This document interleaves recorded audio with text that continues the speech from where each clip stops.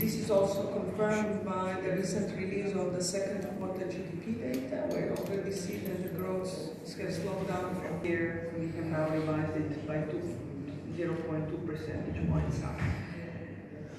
When you look at the exports, although the exports is growing, the contribution of imports is reducing the positive effect of this rising employment growth. 5.2% if you look at the first half of this year compared to the first half of last year. So either option, they set the record with the growth of employment, job creation. However, when we look at the indicators like the employment rate or unemployment rate,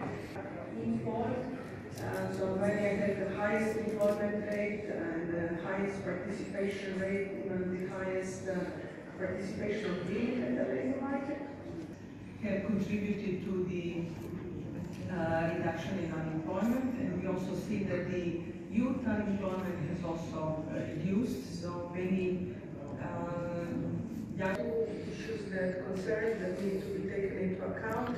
Within the country, within North Macedonia, the regional disparities are still high in the Northeast region. So we look at sub-national units. The Northeast region has the highest unemployment rate.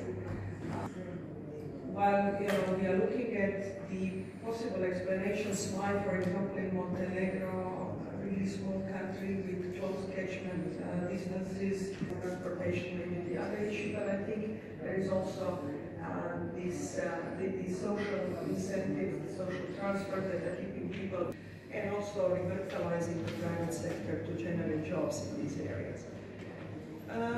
With all this, so on one side we have the historical unemployment rate,